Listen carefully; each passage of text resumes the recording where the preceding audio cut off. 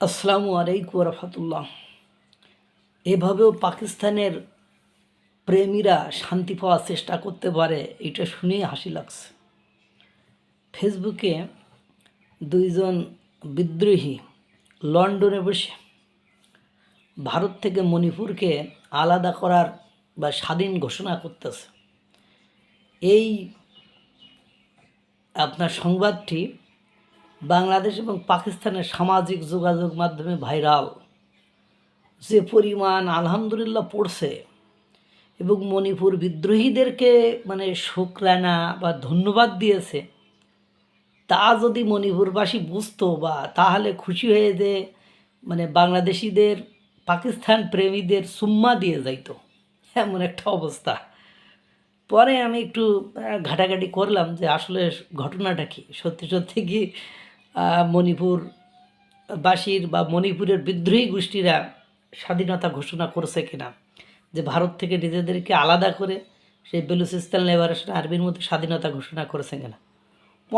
না সরে ঘেটে ঘেটে দেখলাম এটি 2019 সালের মণিপুরের দুই বিদ্রোহী নেতা তো লন্ডনে বসে, মণিপুরে নয় লন্ডনে বসে তারা একটা সেমিনার করে বক্তৃতা দানকালে আপনার বক্তৃতা দিচ্ছেন। সেই বক্তৃতায় তারা মণিপুরকে ভারত থেকে আলাদা ঘোষণা করে স্বাধীনতা ঘোষণা করে 2019 সাল, তাই এখন 7 বছর মানে 6 বছর পারে 7 বছর চলছে, কিচ্ছু হয় নাই। আর ভারতবাসী এত ভোদায় আর হোদাই না যে এরা ইচ্ছা করলে ভারত থেকে আলাদা হবে। ও আলাদা হয়ে খাবে কি করে?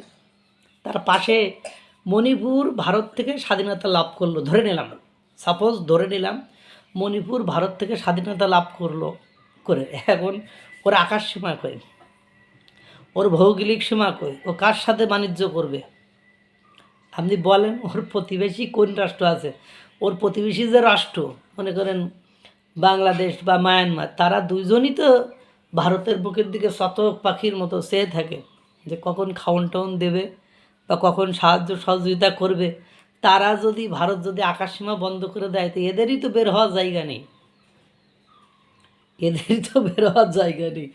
তা মণিপুররা যারা বিদ্রোহী গোষ্ঠী, তারা এত বলদ না যে ভারত থেকে নিজেদেরকে আলাদা করে এখন একটু সুখে শান্তিতে খেয়ে পরে বাঁচছে, দুর্ভিক্ষে মহামারীতে মারা যাবে। আর বিদ্রোহীদের কোনো চরিত্র নেই, ওদেরকে কিভাবে দমন করতে হয় সেটা ভারত খুব ভালোভাবেই জানে।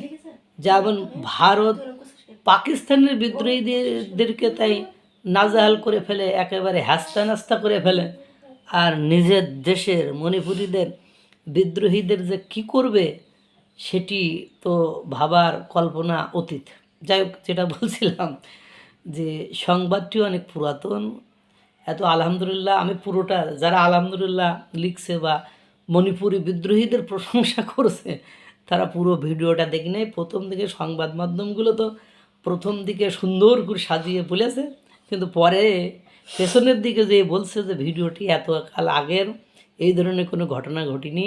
তারপর যারা ঘোষণা দিয়েছিল সেই 2019 সালে তারা আমেরিকাতে ছিল। এই যে কিছুদিন আগে দেখেন শিখদের দুই নেতা আমেরিকাতে বসে মানে ট্রাম ল্যান্ড করার পরিকল্পনা করলো। ওতে করে ভারতের কি কোনো জায়গায় কুচকিয়েছে বা ভারতের কোনো ক্ষতি হয়েছে?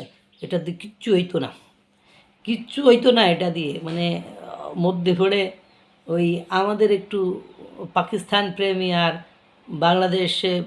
বাংলাদেশের যে অংশটা ভারত বিরোধী, তাদের একটি মনে শান্তি হয়েছে, এই বই আর কোনো লাভ হয়নি। আল্লাহ তাআলা সকলকে ভালো রাখুক, সুস্থ রাখুক। আসসালামু আলাইকুম ওয়া রাহমাতুল্লাহ।